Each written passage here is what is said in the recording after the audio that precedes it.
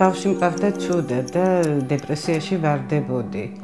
და რაღაცა გამოსავალი წყარო ხო უნდა მომენახე და ვნახე ეს ჩემში აი ასეთი ნიჭი და ვაკეთებდი. ვარდები დეპრესიაში და თავი გამომყავს ჩემი. შვილის მდგომარეობა დედისთვის რამხელა ტანჯვა. და მიქარწყლებდა ხოლმე ყველაფერს. და ამაზე გადამქონდა ის და უფრო სხვა შემართებით ხვალინდელი დღე სხვა შემართება იყო ჩემი. შემიძლია ბევრი კიდე გამეკეთებია, მაგრამ გარემოს ხო დიდი მნიშვნელობა აქვს. ახლა ვიღაცისთვის ეს უცხოა, ახლა ქალს დაათრებს, ყოებს, მოაკ. ხედვა მე იმდენი მაქვს ახლა თავში, ხო დავწვევი არა, იმის განხორციელება მიჭირს ახლა იმდენად ახლა ოჯახს და ამას ძალიან ძნელია. ეს არის შრომატევადი.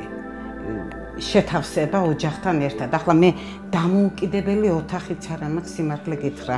სადარბაზოზე, ბოსტანში, გარეთ, ვაკეთ, სადაც მომესურვებოდა იქ ვაკეთებ. ქალისთვის მით უმეტეს აი ეს ფიზიკურ შრომასთან არის ყველაფერი დაკავშირებული. ცემენტი, ქვა, რასაც ხედავ, ჩემი ამოზიდულია ყველაფერი.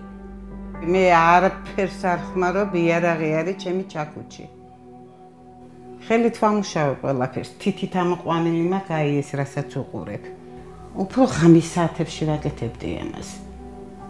ღამის საათებში აი როცა ყველაფერს ოჯახში მოვისაქმებდი, იმის მერე ვაკეთებდი ამას. თითქმის ყველა ქვას ვეფერები, ისე მიყვარს.